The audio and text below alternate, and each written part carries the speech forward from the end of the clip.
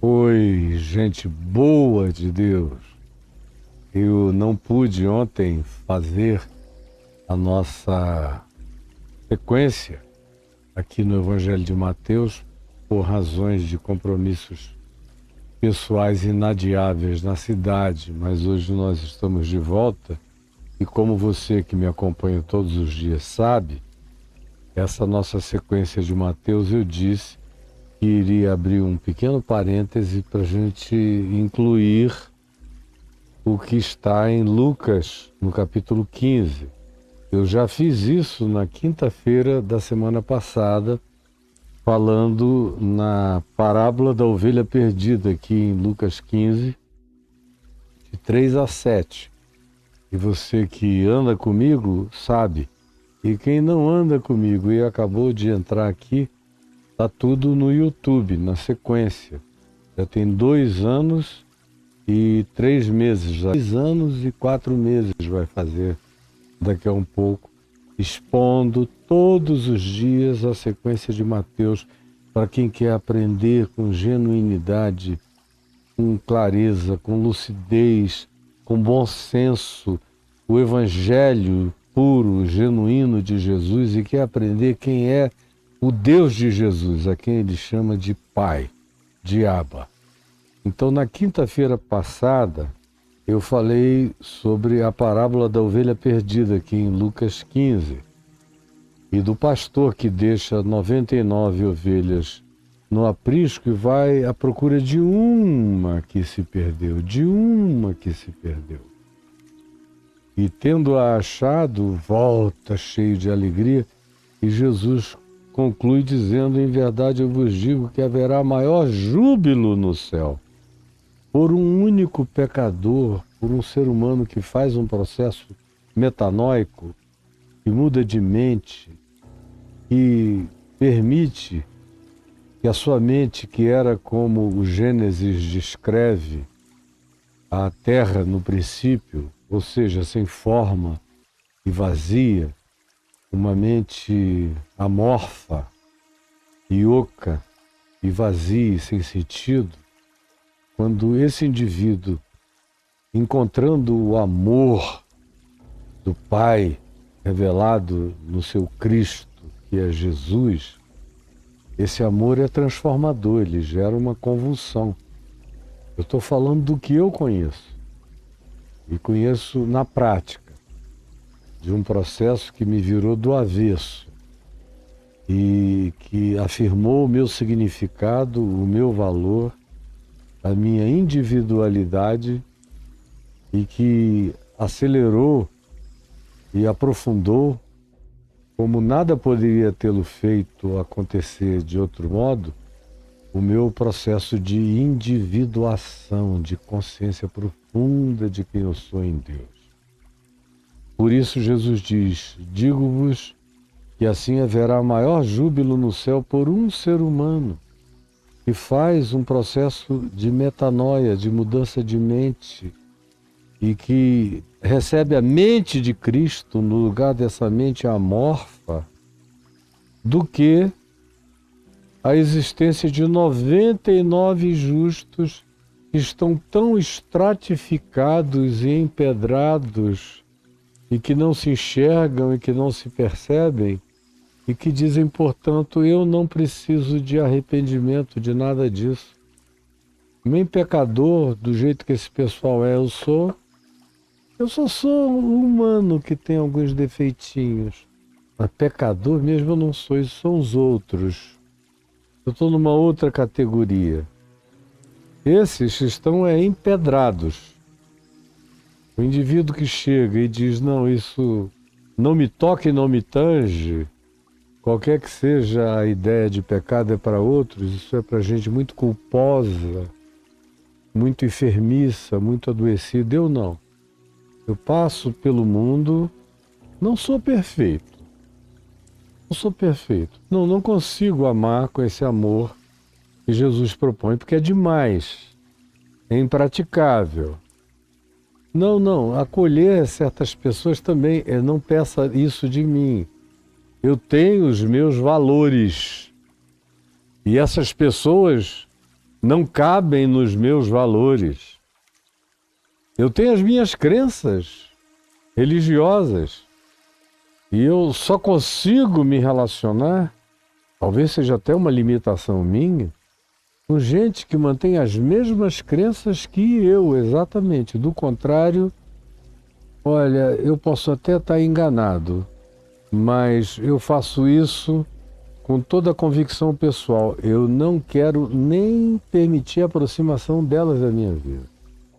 Não, essa história de que Deus não faz acepção de pessoas é Deus. Eu não sou Deus. Eu sou humano.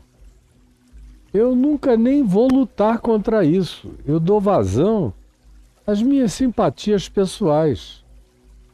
Se rolar, rolou. Se não rolar, eu vou desgostar para sempre.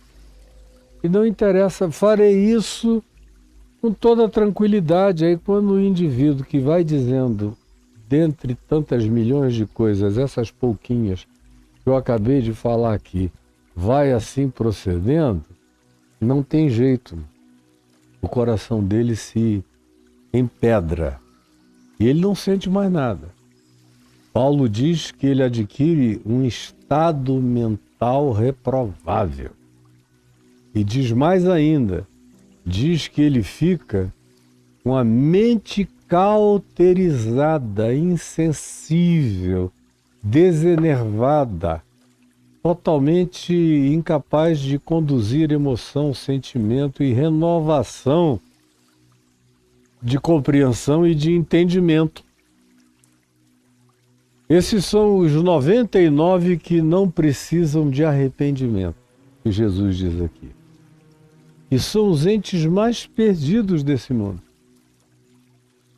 E ele diz, o bom pastor deixa quem quer que diga numa quantificação enorme que não está precisando de arrependimento para ir à procura de um único, que eventualmente nem saiba tudo o que precisa ou nem saiba nada do que precisa, mas está perdido, disposto a ser achado. E quando é achado, não resiste. E quando é alcançado, é transformado pela gratidão que o alcançou, que o acolheu, que o perdoou. Isso a gente viu na quinta-feira passada. Aí Jesus, agora, depois de ter no verso 4 dito, qual dentre vós é o homem que, a ele ilustra com o pastor e as ovelhas, e 99 no aprisco e uma que ele vai buscar, ele conhece as suas ovelhas pelo nome e elas lhe reconhecem a voz e ele traz, e ele diz que a alegria entre os humanos é diferente da alegria celestial. Entre os humanos, o que prevalece é conta, é aritmética, é cálculo, é quantificação. Quantas, hein? Quantas? Quantas ovelhas? Quantos batizados? Quantos convertidos? Quantos? Está cheio o aprisco? Isso é coisa da carnalidade humana. O Evangelho não tem nada a ver com nada disso. Por Evangelho, o que vale é a qualificação da consciência. Porque no fim o que importa é a qualificação da consciência. Aí depois de ilustrar usando a imagem de um homem, porque no primeiro século, em geral, os pastores de ovelhas no campo eram homens. Hoje você até encontra em lugares extremamente pastoris e pecuários, como a Nova Zelândia, uma quantidade grande de mulheres no pastoreio, no cuidado da ovelhinha, no campo. No passado, há 2000 anos, não era assim. Aí no verso 8, também há 2000 anos atrás, a gente está falando de Jesus, ele diz, ou qual é a mulher? Depois de ter ilustrado com o homem, ele mostra que essa psicologia do Abba, essa psicologia do pai, é uma psicologia que transcende o masculino, o feminino, o paterno, o materno. ele designa essa relação como relação com o Pai, porque na designação e na descrição que ele faz do Pai, tem todos os elementos da constituição do amor que um ser humano possa conhecer, experimentar e acerca dela exercer discernimento. Nesse Abba, que é o Pai assim afirmado por Jesus, existe homem, existe mulher, existe filho, existe pai, existe mãe, existe carinho, existe cuidado, existe inclusive a pedagogia animal. Muitas vezes a gente vê de deixar as crias crescerem, de forçá-las a amadurecerem. Existe tudo quanto a gente encontra de ilustrativo na natureza das coisas a partir da nossa vida e à nossa volta, tanto quanto existem aquelas coisas que são sublimes e que estão para além da nossa possibilidade de exemplificação imediata no nosso horizonte de eventos. Pois bem, aqui ele mostra como essa psicologia da redenção, que é ilustrada por um homem, pastor, agora é ilustrada por uma mulher, dona de casa, que tendo 10 dracmas, aquela pataca da moeda romana, com seu valor importante, uma dracma tinha valor importante no dia a dia, no cotidiano das pessoas. De modo que essa mulher tinha 10 guardadas. Era uma boa poupança. Dava para ela garantir meses de subsistência no futuro dela. Dependendo da economia, poderia até subsistir praticamente quase um ano. Dependendo da economia da vida e de onde vivesse. E do apressamento das coisas, aonde ela existisse. Como mulher, como dona de casa. E Jesus diz, o reino dos céus é também como uma mulher. E tendo 10 dracmas, 10, uma grande poupança, se perder uma dracma, acende a luz, acende a candeia, ilumina a casa. A pressuposição é que essa mulher deu conta da falta dessa dracma à noite. Quando ela foi olhar as coisinhas dela e viu que só havia 9 e ela já tinha guardado 10, ela para tudo. Ela está disposta a fazer uma vigília naquele dia, a não dormir. Mas ela acende as luzes e vai procurar embaixo de tudo. Vai afastar móveis, vai rodar o interior da casa, vai ver todas as roupas, todos os alforjes, todas as bolsas, todos os lugares possíveis e passíveis de que algo daquela natureza ali estivesse, ou os lugares onde ela mesma, sem o perceber, tivesse perdido, deixado cair. Procura nas fendas, procura nas brechas, acende as luzes para que enxergue tudo. E não se permite sossegar. E, óbvio, Jesus não faz nenhuma manifestação diagnóstica aqui dizendo que essa mulher tinha TDAH. Mas eu lhes garanto o seguinte, toda mulher quando perde uma dracma e não tem TDAH, naquele instante ela fica com. Eu tiro pela minha mulher. E carrego o apelido aqui em casa e da minha parte, e hoje em dia já nem titubeio. Se uma coisa minha não foi achada, eu logo digo, onde está a mulher das dracmas da minha vida? E ela vem na mesma hora, pode deixar, meu amor, que eu vou achar. E ela ainda tem mais alguns ditados, com os quais eu me habituei e acho tudo uma graça, lindos. Ela diz, não, vocês, homens, não sabem procurar meu amor. deixa comigo. E ela acha. Ela mete o dedinho, aqueles dedinhos compridos, enfia em vários lugares. Quando eu vejo, lá vem ela com o negócio, olha só, achei! E quando a dracma perdida é a dela, ai meu Deus, eu às vezes tenho que interromper. Meu amor, já são 2h30, 3 da madrugada, e você ainda está procurando isso. Desde 11 da noite. Não é melhor esperar? Amanhã de manhã você vai ter mais ajuda e mais luz para enxergá-la. Não, eu sinto que eu já estou perto dela. Sinto que eu já estou perto dela. Daqui a pouco ela diz, celebra, aleluia, achei. Pode ser o que seja, ela diz, achei a minha dracma perdida. E toda vez que eu ouço aquilo, eu só me lembro dessa obstinação, do amor, do pai que é mãe,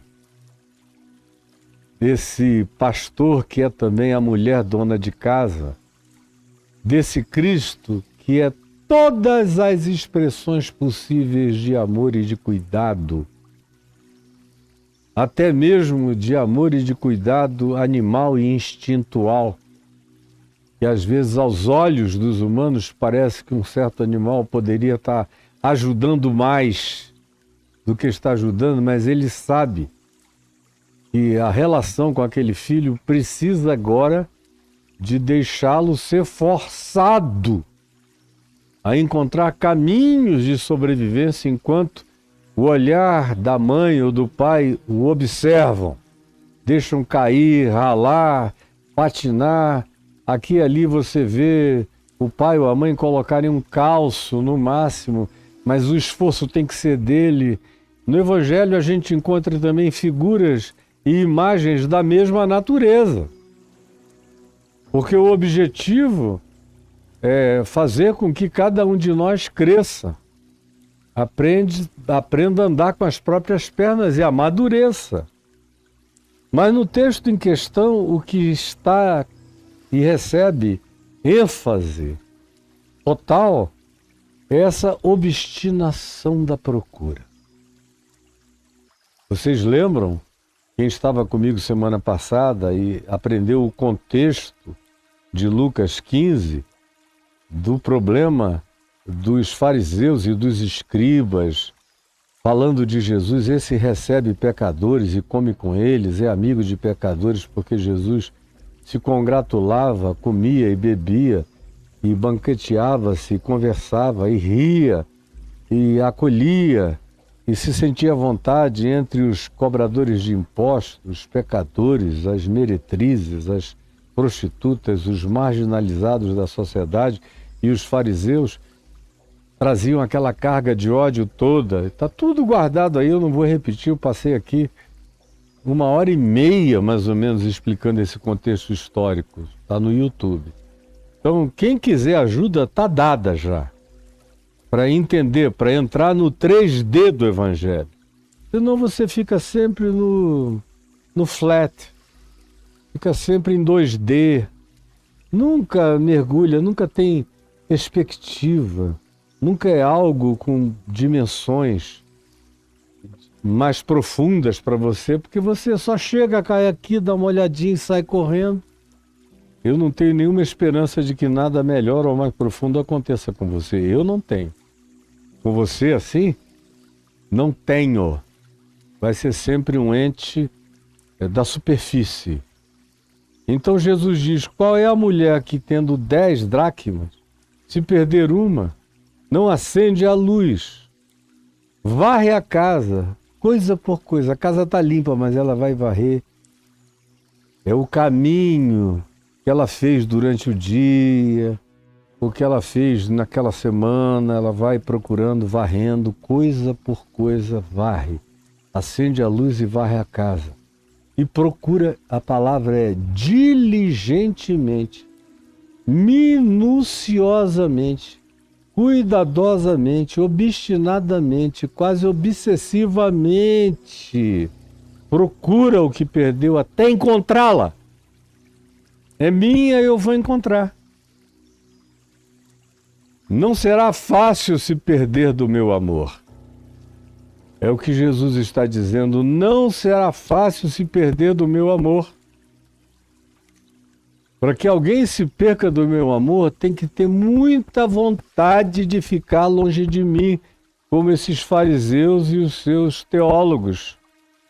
Com raiva, zangados, brigando, reclamando, mal-humorados, queixosos, culpando Deus, julgando Deus em Cristo, julgando o amor de Deus como excessivo, criando um Deus à imagem e semelhança deles próprios e projetando os seus próprios juízos de perversidade e de mediocridade sobre os outros e sobre o próximo, como faziam esses aqui do contexto do Evangelho em Lucas 15, os fariseus e os seus escribas, esses ultrafanáticos religiosos. Esses aqui fazem tanto esforço que, apesar de Jesus nunca os ter expulsado de lugar nenhum, nem quando chegou o dia da pior advertência que eles sofreram de Jesus, está narrado e a gente verá mais adiante em Mateus, no capítulo 23, quando voltarmos para a narrativa da sequência de Mateus, nem no pior dia Jesus disse: eu não quero mais que vocês, aqui no espaço-tempo, deixem de me ouvir. Vocês não têm mais oportunidade. Aqui, entre o berço e a sepultura, Jesus nunca expulsou ninguém. Agora, ele diz que vai chegar uma hora, e ele diz especialmente para esses ultra superiorizados, moral, teológica, doutrinal e espiritualmente, que vai chegar uma hora que não vai adiantar dizer Senhor, Senhor, ou em teu nome nós curamos, fazemos milagres, expulsamos demônios, anunciamos para multidões. Se vocês não vivem o amor de Deus e olham para a vida de maneira iníqua, perversa, injusta, cheia de ódio, de acepção de pessoas, vocês ficarão fora. Eu vos direi naquele dia. Hoje em dia não, ele está deixando todo mundo chegar, mas haverá um dia que ele chama de naquele dia, em que ele vai dizer: eu nunca vos conheci. Nunca. Eu tenho a memória da perturbação de vocês, mas não tenho nenhuma memória de relacionamento de amor entre nós. E nem tenho nenhuma memória de relacionamento de amor entre vocês e aqueles a quem eu amei e vocês odiaram porque eu os amei. E vocês me desprezaram porque eu amei quem vocês desamavam e odiavam. Então saiam daqui. Vão para o mundo de equidade dos iguais, dos idênticos, dos clones, dos robôs que vocês pretendem que a vida seja. Mas comigo é um mundo de gente, com individualidade, com individuação, com histórias diferentes, que chegam a mim de modos diferentes. Outros eu a eles vou, porque percebo a honestidade deles de não conseguirem se achar sozinhos. Mas vocês que dizem: nós já nos encontramos, já somos o povo escolhido, já somos aqueles a quem Deus determinou para a salvação, nós já somos isso e aquilo, vocês fiquem aí, vocês não precisam de nada. Não precisam de Deus, não precisam de arrependimento, não precisam do próximo, não precisam do mundo, não precisam da vida, não precisam da natureza, não precisam nem do planeta. Vocês cuidem de vocês mesmos. Eu vou cuidar de quem me quer, quem me precisa, quem necessita. E essa é a mensagem que está aqui centrada nesse buscar acender a luz, varrer tudo, procurar diligentemente, obsessivamente até encontrar. E eu tenho visto nesses quase 52 anos de pregação do Evangelho, o Senhor encontrando gente que ninguém jamais imaginaria que ele estava trabalhando no coração delas, estando elas tão distantes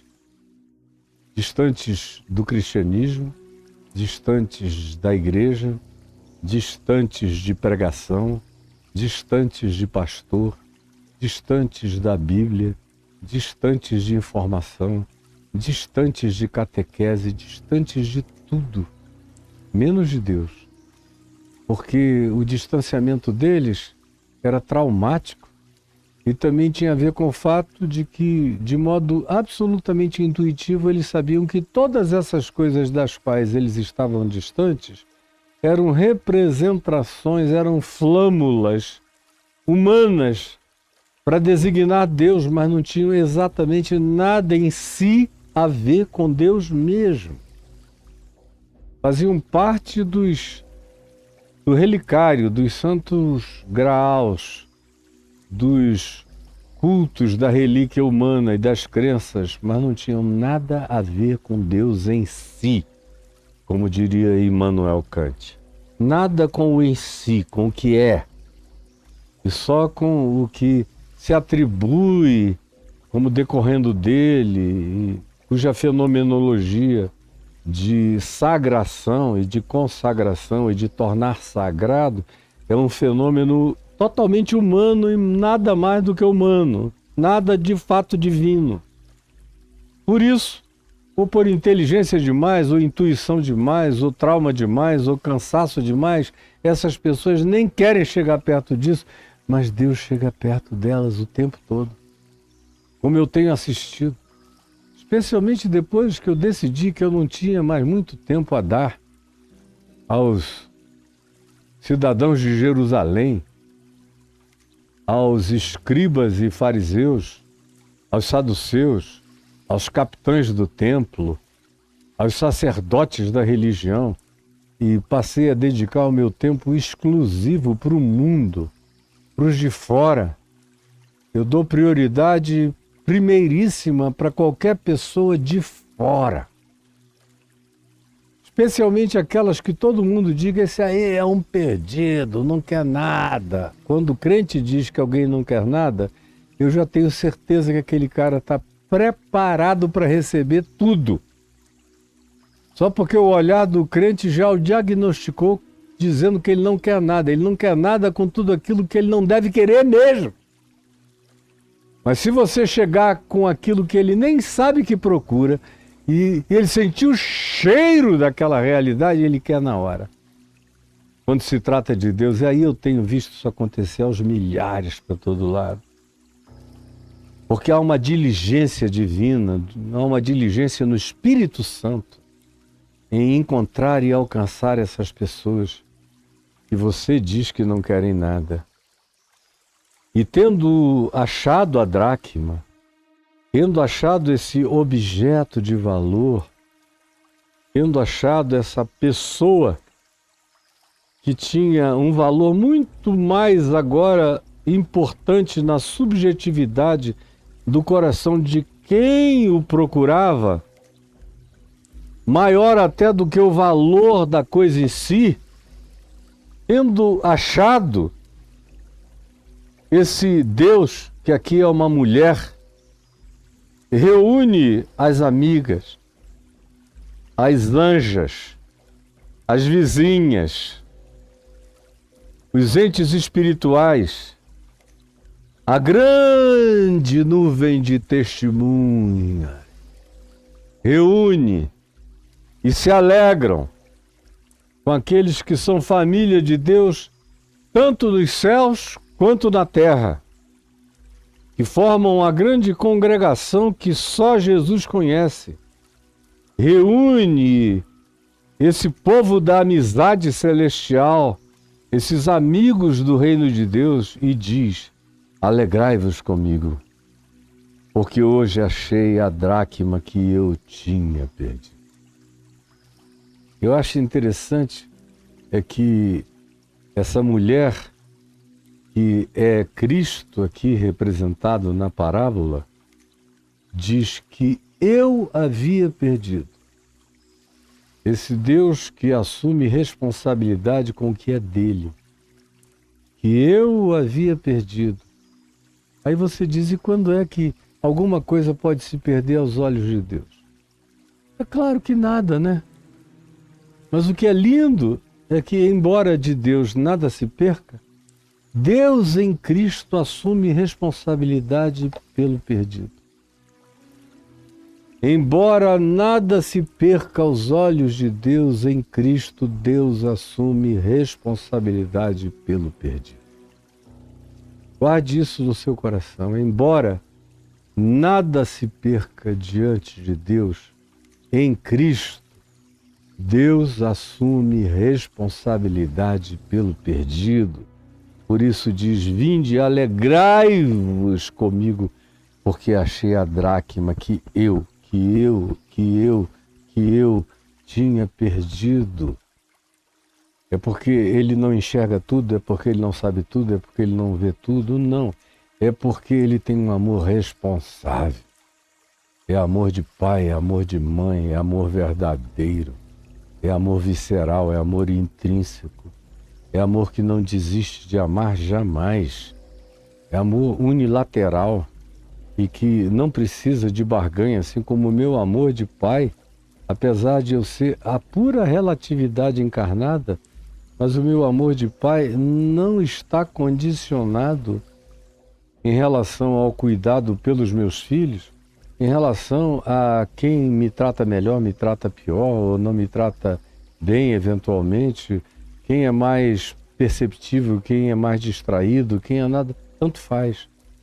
Isso no máximo faz você ficar mais amigos de uns do que de outros, assim, na espontaneidade, sem nenhuma propaganda, só porque quem procura mais, encontra mais.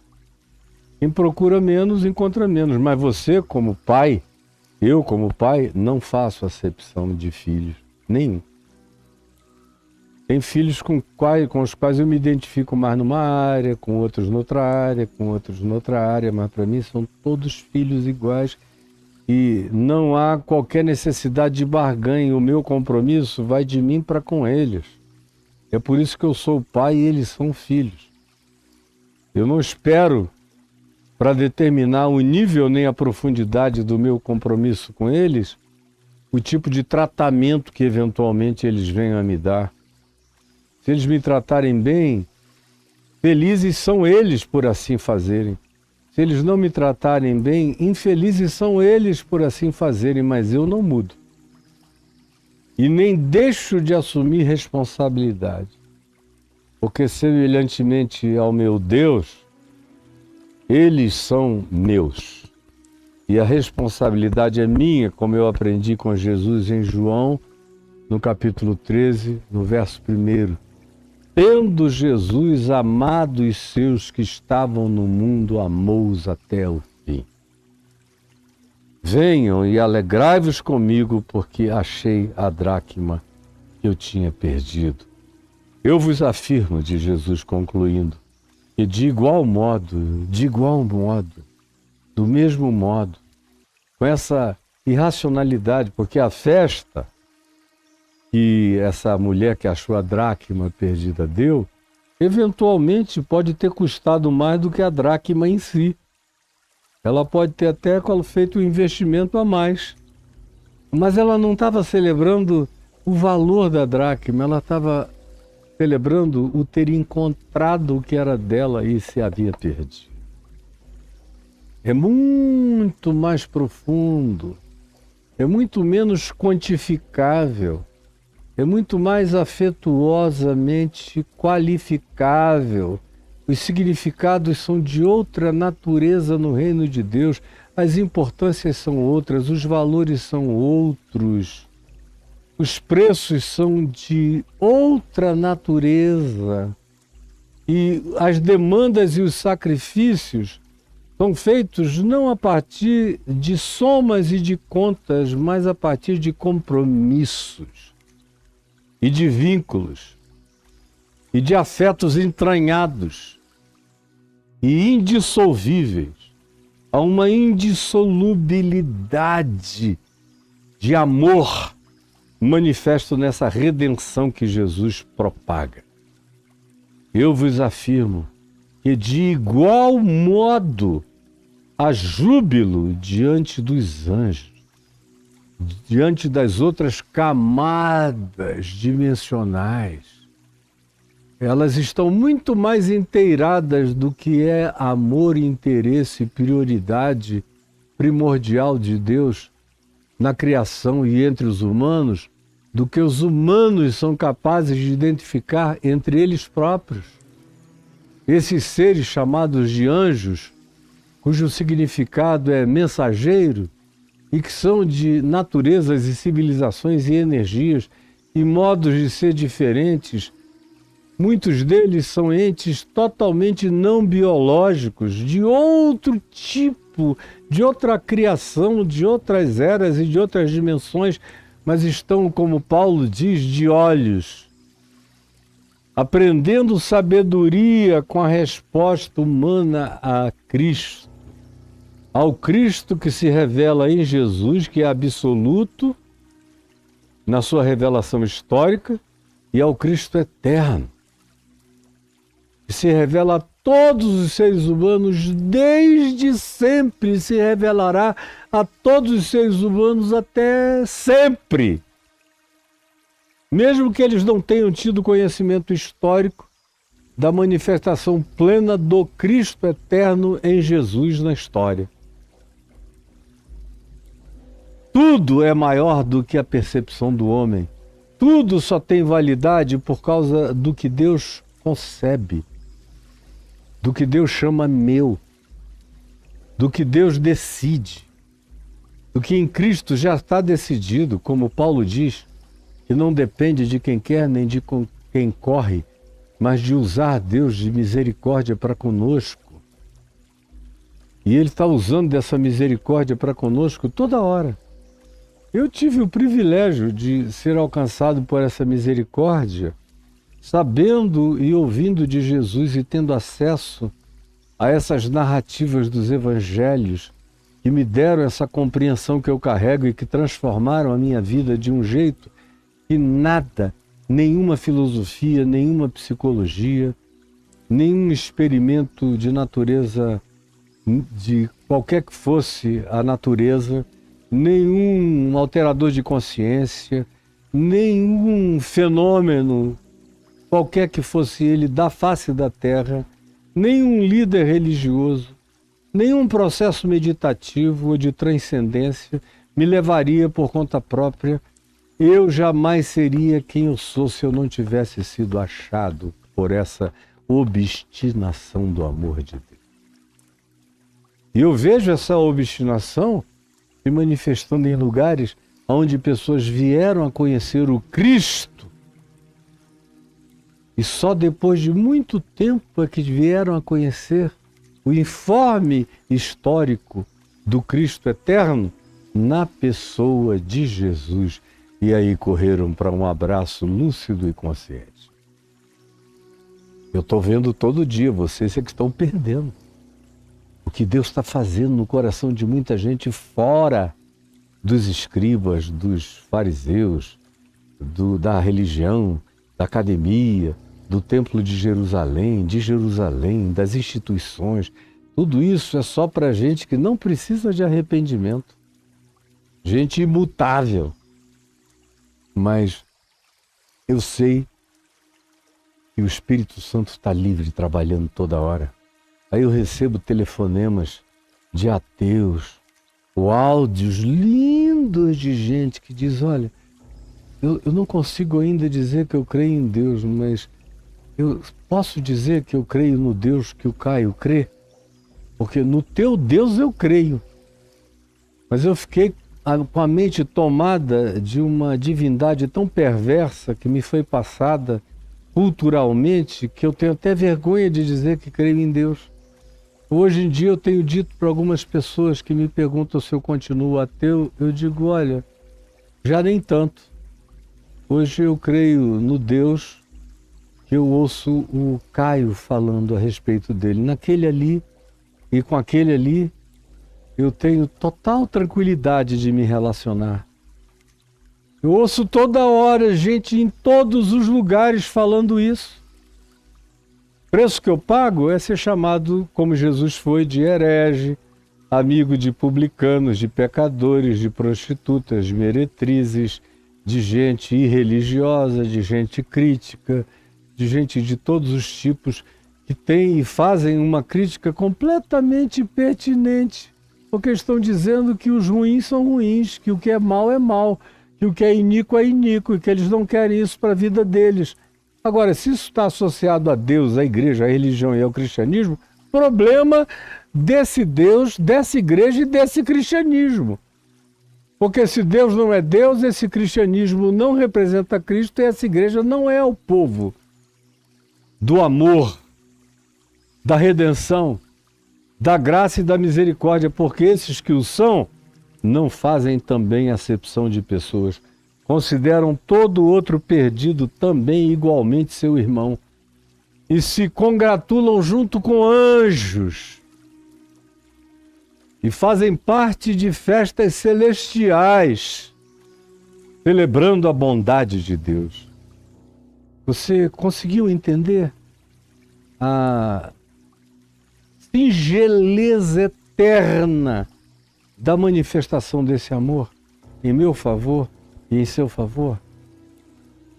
Amanhã nós vamos entrar no filho pródigo. Amanhã é quinta-feira, eu tenho um compromisso cedo, de 10 a meio-dia, mas 1h da tarde eu estarei chegando aqui para a gente iniciar a fala sobre o filho pródigo, que obviamente não terminará amanhã. Nós vamos ter que falar dele provavelmente a semana que vem inteira, os outros 3 dias, porque é uma parábola carregada de elementos sobre os quais eu venho falando há 51 anos e nunca se esgotam. Eu poderei e falarei o resto da minha vida e não se esgotará. Então o que eu trarei é apenas uma estruturação para você aprender a ler o filho pródigo daqui para frente. E agora, Jesus, eu te peço que essa palavra simples, singela, purinha, sem pretensão, carregada de humanidade, desejosa de ser honesta, transparente e próxima do que seja real na experiência de todo mundo, eu quero pedir que tu abras o entendimento de todas as dracmas perdidas, que são aqueles perdidos que não sabem que estão perdidos e que precisam ser achados pela tua determinação de dizer é meu. Eu te imploro por esses que se perderam sem saber que se perderam. Diferentes da ovelha que sabia que estava fora do reduto e do caminho. Essa dracma está perdida sem saber que está perdida. Mas tu sentes falta dela, porque ela é tua. Ela não sabe de ti, mas tu sabes dela. E tu a chamas de minha. E tu varres o mundo inteiro até encontrá-la. Esse ente que tem valor para ti. Um valor que está para além de toda proporção monetária atribuída ao que quer que seja em si. Eu te imploro que essa palavra simples e singela tenha entrado no coração de alguém inarrancavelmente, desenraizavelmente no coração de alguém ou de muitos. É o que eu te imploro em nome de Jesus.